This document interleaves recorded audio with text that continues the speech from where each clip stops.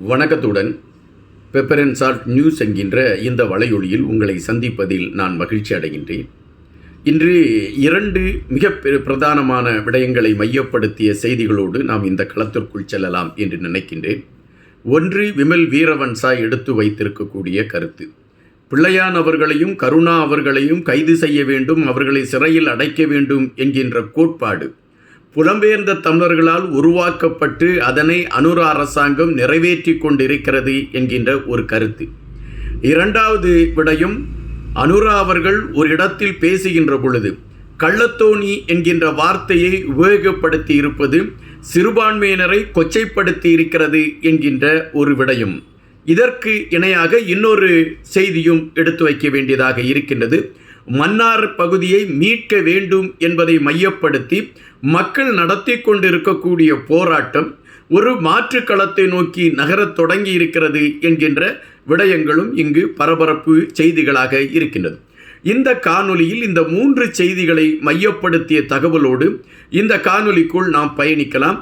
எங்களுடைய இந்த வலையொலியை நீங்கள் பகிர்ந்தளிக்கவில்லை என்றால் பகிர்ந்தளியுங்கள். நாங்கள் வெளியிடக்கூடிய காணொலிகள் தொடர்ச்சியாக உங்களை அடைவதற்கான ஒரு களத்தை எட்டும். முதலில் விமல் வீரவன்சா அவர்கள் எடுத்து வைத்திருக்கக்கூடிய கருத்து. விமல் வீரவன்சா என்கின்ற பொழுதே உங்கள் அனைவருக்குமே கைகளிலே ஒரு சொரிச்சல் வந்திருக்கும். தமிழர்கள் என்றாலே ஒரு இழிவு நிலை மக்களாக பார்க்கக்கூடிய மனநிலை கொண்ட விமல் வீரவன்சா எப்பொழுது கருத்துகள் எடுத்து வைத்தாலும் தமிழர்களுக்கு எதிரான கருத்துக்களை எடுத்து வைப்பதே வாடிக்கையாக கொண்டிருக்கிறார் என்கின்ற அந்த சொரிச்சல் நம் அனைவருக்குமே வந்துவிடும். தற்பொழுது விமல் வீரவன்சா கருணா அவர்களுக்கும் பிள்ளையான் அவர்களுக்கும் ஆதரவான ஒரு கருத்தை பதிவிட்டிருக்கின்றார். கருணா அவர்களும் பிள்ளையான் அவர்களும் நியாயமானவர்கள் அல்லது நல்லவர்கள் அல்லது கெட்டவர்கள் என்கின்ற இந்த கருத்து பரிமாற்றத்திற்கு நாம் இங்கு களம் அமைக்கவில்லை. ஆனால் விமல் வீரவன்சா அவர்கள் எதற்காக அவர்களுக்கு ஆதரவு தெரிவிக்க வேண்டும் என்றால், புலம்பெயர்ந்த தமிழர்கள் கொடுத்த கட்டளையின்படி அனுரா என்கின்ற ஆட்சியாளர் கருணா அவர்களையும் பிள்ளையான் அவர்களையும் கைது செய்து சிறையில் அடைத்து அவர்களை அதாவது புலம்பெயர்ந்த தமிழர்களின் குசிப்படுத்துவதற்கான நிலைப்பாட்டை எடுத்துக்கொண்டு பயணிக்கின்றார் என்கின்ற ஒரு கருத்தை பதிவிட்டு, புலம்பெயர்ந்த தமிழர்கள் கொடுத்த நிதியில்தான் அனுரா அவர்கள் இவ்வளவு பெரிய வெற்றியை பெறுவதற்கான களம் அமைந்தது என்கின்ற கருத்தை முன்னிலைப்படுத்துவதற்கு விமல் வீரவன்சா முயற்சி செய்திருக்கிறார் என்பதாகத்தான் நாம் இங்கு பார்க்க வேண்டியதாக இருக்கின்றது. இது ஒருபுறம் இருக்கக்கூடிய சூழலில் அனுரா அவர்கள் எடுத்து வைத்திருக்கக்கூடிய கருத்து பெரும் சர்ச்சையை கிளப்பி இருக்கிறது என்பதையும் நாம் இங்கு புறந்தள்ள முடியாத ஒன்றாக இருக்கிறது. பெரும்பாலும் சிங்களர்கள் தமிழர்களை கள்ளத்தோணிகள் என்று அழைப்பதை வாடிக்கையாக வைத்திருக்கின்றார்கள்.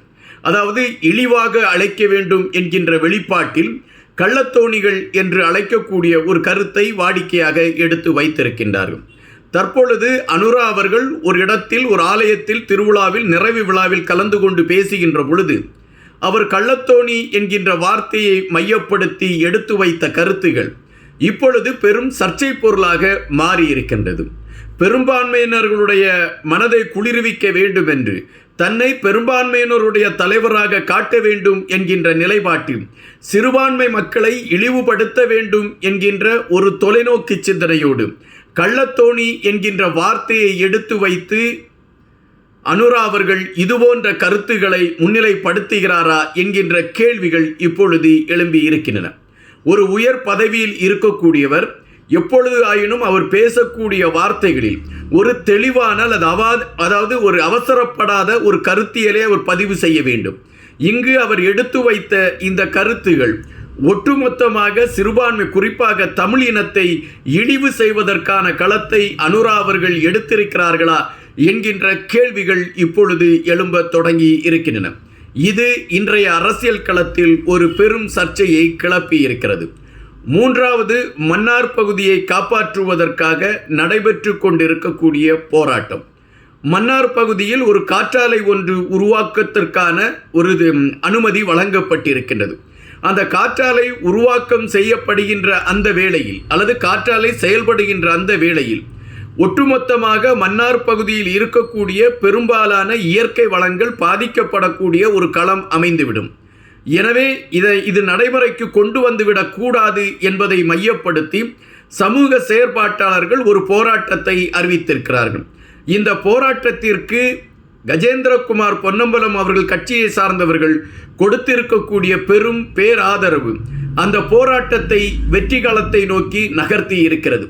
இந்த போராட்டத்தில் 2 பிரதான விடயங்கள் எடுத்து வைக்கப்படுகின்றன. ஒன்று, கனிம வளங்களை சுரண்டக்கூடிய ஒரு நிகழ்வு தொடர்ச்சியாக மன்னார் பகுதியில் நடைபெற்று கொண்டு இருக்கின்றது.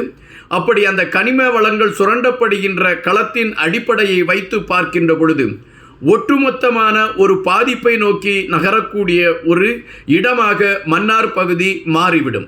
எனவே மன்னார் பகுதியை பாதுகாக்க வேண்டும் என்கின்ற நிலைப்பாட்டில் நாம் அனைவரும் ஒன்றிணைந்து களத்தில் நிற்க வேண்டும் என்கின்ற கோட்பாடோடு சமூக செயற்பாட்டாளர்களால் உருவாக்கப்பட்டிருக்கக்கூடிய இந்த போராட்டம் இப்பொழுது மன்னார் பகுதியை பாதுகாப்பை மையப்படுத்திய போராட்டமாக அது வலுவடைந்து இருக்கின்றது.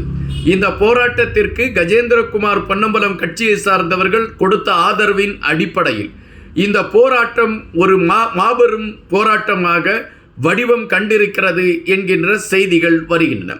இந்த போராட்டத்தை அடிப்படையாக கொண்டு மன்னார் பகுதியை மீட்பதற்கான களங்களை எடுப்பதற்கு அரசு வேகம் கட்டுமா, அல்லது ஆட்சியாளர்கள் அதற்கான திட்டங்களையும் அதற்கான நகர்வுகளையும் எடுப்பதற்கான களங்களை அவர்கள் கொண்டு வருவார்களா, அல்லது பெரும் பணக்காரர்கள் விரித்திருக்கக்கூடிய வலையில் ஆட்சியாளர்கள் விழுந்து மக்கள் பிரச்சனை நமக்கெதற்கு என்று அந்த பெரும் பணக்காரர்களை குளிர்விக்கக்கூடிய களங்களை ஆட்சியாளர்கள் எடுப்பார்களா?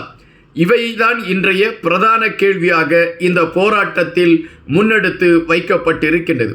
ஆயினும் மக்களை பொறுத்தமட்டில் தங்களுக்கு வெற்றி கிடைக்கும் என்கின்ற நிலைப்பாட்டில் மிக தெளிவாக அவர்கள் போராட்ட களத்தை கையில் எடுத்துக்கொண்டு பயணித்து கொண்டு இருக்கின்றார்கள்.